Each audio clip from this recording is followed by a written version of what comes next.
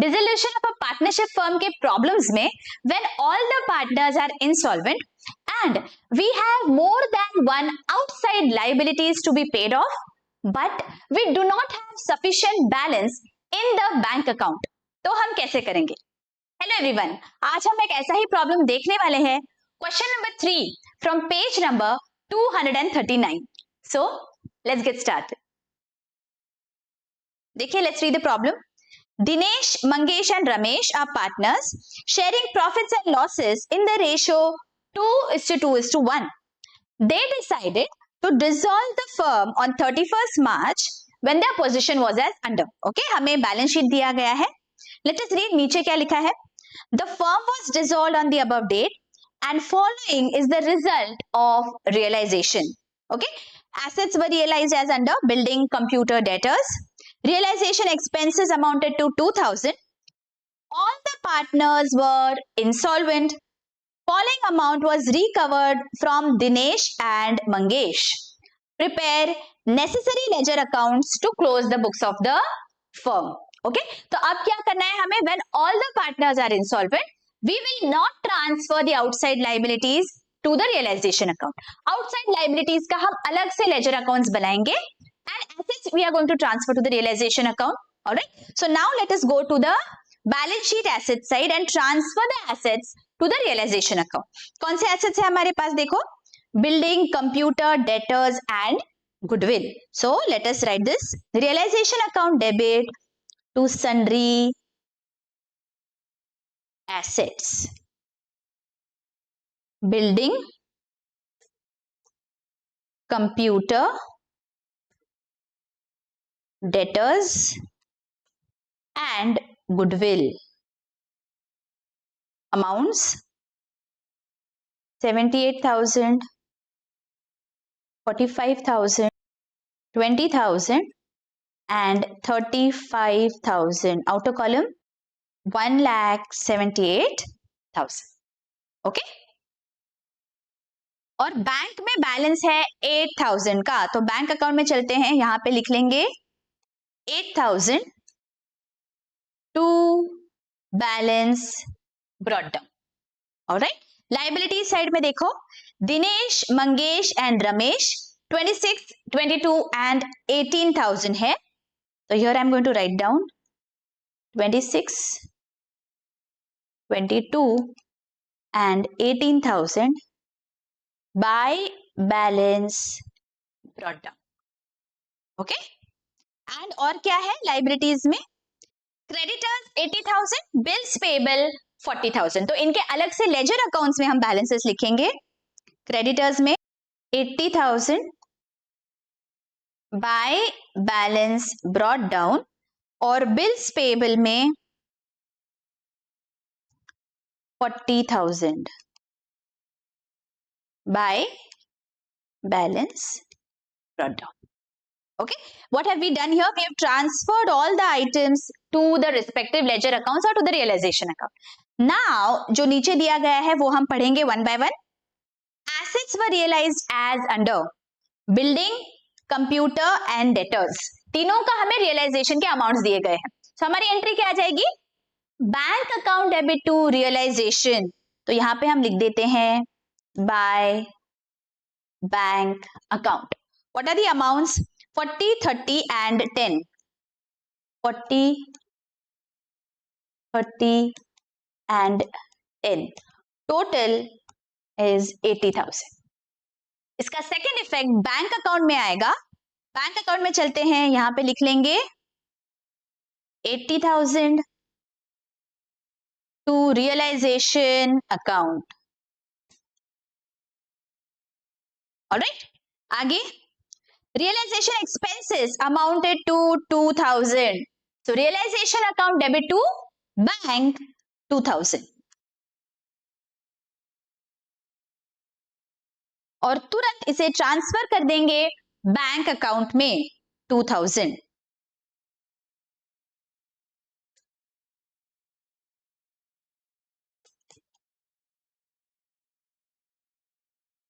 Okay, आगे all partners were insolvent.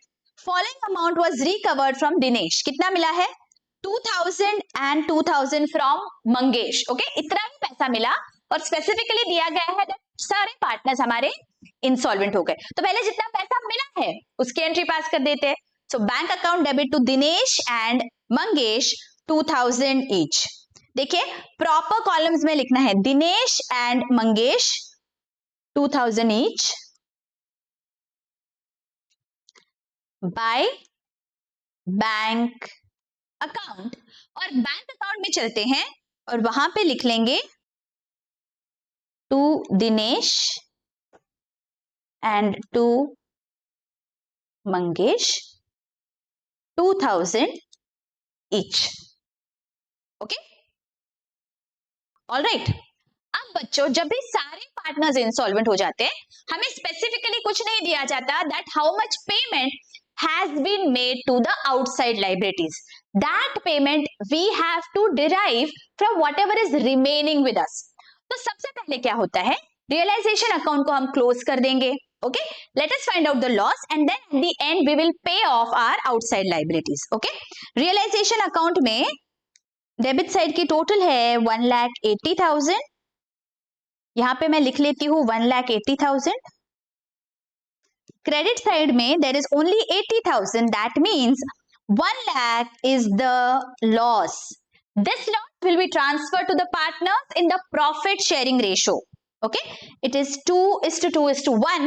तो ये कितना आ जाएगा 40, 40 and 20. So let me write this down by capital accounts. Dinesh, Mangesh and Ramesh 40,000, 40,000 and 20,000. तुरंत इसका सेकेंड इफेक्ट पार्टनर्स के कैपिटल अकाउंट में 40, 40 and 20 to realisation account.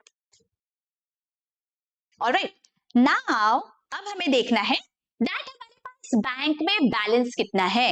Okay, let us go to the bank account and here I can see that debit side की total आ रही है 92,000 और यहां पे क्रेडिट साइड पे बच्चों देखा जाए तो only 2,000 is there. That means there is a balance of 90,000 in the bank. Isn't it? सारे हमने एडजस्टमेंट्स कर लिए बच्चों. At the end we are doing this. Please remember, at the end after all the adjustments are done, bank account में balance है 90,000 और मेरे outside liabilities क्या है. देखो बैलेंस शीट में जब देखते हैं हम तो आउटसाइड लायबिलिटीज है creditors and bills payable 80 and 40. Okay, 80,000 and 40,000. Now 80 और 40 दैट मीन्स टोटल कितना है इनका. Total is 1,20,000, but I don't have this much money with me. I have only 90,000. Then how do I divide this? So हमें specifically बोला गया है बच्चों, when all the partners are insolvent, you will have insufficient money to pay off the outside liabilities. तो आपको क्या करना है, सिंपल है, outside liabilities का proportion निकालो. Proportion मतलब 80,000 and 40,000 इसका proportion मतलब 8:4. इसे मैं अगर फर्दर डिवाइड कर दूं तो मेरा आ जाएगा आंसर 2:1. इसका मतलब 2/3 पोर्शन क्रेडिटर्स को जाएगा एंड 1/3 पोर्शन बिल्स पेबल को जाएगा. आई ऑल गेटिंग दिस. रेशियो कैसे निकाला है हमने, जो भी उनकी टोटल अमाउंट है रिपेबल उसका आपको बस रेशियो निकालना है. सो 2:1 यहाँ पे आ गया. तो ये जो 90,000 है बैलेंस, इसे मुझे डिवाइड करना है. सो 90,000 multiplied by 2/3 and 90,000 multiplied by 1/3. So this is 30,000 and this will be 60,000. तो ये मैं पे कर दूंगी मेरे क्रेडिटर्स और बिल्स पेबल को. तो क्रेडिटर्स के अकाउंट में चलते हैं, वहां पे हम लिख देंगे 60,000 टू बैंक अकाउंट. ओके, और बैंक अकाउंट में लिख देंगे 60,000 बाय क्रेडिटर्स. और बिल्स पेएबल के अकाउंट में चलते हैं और वहां पे पेमेंट हो जाएगी 30,000 की. सो टू बैंक अकाउंट 30,000 और बैंक अकाउंट में second effect 30,000 by bills payable. Okay, मतलब हमने जितना भी पैसा बचा था वो ट्रांसफर कर दिया हमारे आउटसाइड लाइबिलिटीज में। अभी बैंक अकाउंट भी क्लोज हो गया। अब क्या करेंगे? अभी आउटसाइड लाइबिलिटीज के अकाउंट को क्लोज करना है। क्रेडिटर्स का बैलेंस था टोटल 80,000, पेमेंट तो हमने सिर्फ और सिर्फ 60,000 का किया, तो there is 20,000 still left in the creditors account. तो इसे हमें ट्रांसफर कर देना है हमारे डेफिशिएंसी में। Okay, because all the firm is dissolved, all the ledger accounts have to be closed, so we are going to close the outside liabilities account by transferring the balances to the deficiency account. तो 20,000 deficiency account में आएगा on the credit side. Okay, here I am going to write down 20,000 by creditors.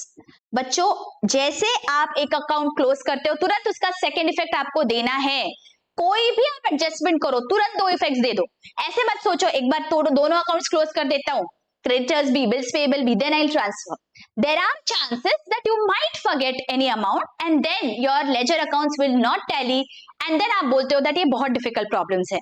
ऐसा नहीं है बच्चों, अगर आप step by step जैसे मैं आपको बता रही हूं वैसे आप सॉल्व करोगे तो believe me these problems are actually a cakewalk for you all. Okay, अब बिल्स पेबल के अकाउंट में चलते हैं। यहाँ पे क्रेडिट साइड की टोटल है 40,000 and I have paid only 30,000. That means there is a balance of 10,000 which I have to transfer to the deficiency account. और deficiency account में चलते हैं और यहाँ पे 10,000 को ट्रांसफर कर देंगे बाय बिल्स पेबल। अब हो गया क्या? अब तो पार्टनर्स के कैपिटल अकाउंट को क्लोज करना है। So now let us move to the partners capital account. Okay, one by one हम क्लोज कर देंगे। दिनेश के केस में डेबिट साइड की टोटल है 40,000, तो मैं यहाँ पे 40,000 लिख देती हूँ। क्रेडिट साइड पे I can see that there is only 28,000, तो जो बैलेंस है that is 12,000 we have to transfer to the deficiency account.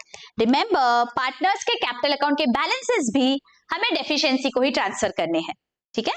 Again, when we look at Mangesh's account, there is a debit total of 40,000, तो मैं यहाँ पे 40,000 लिख लेती हूँ।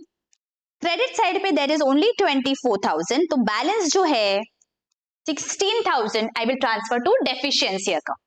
And in the case of Ramesh, debit side की total है 20,000, तो यहां पे लिख लेंगे 20। बैलेंस कितना बचा? It is only 2,000।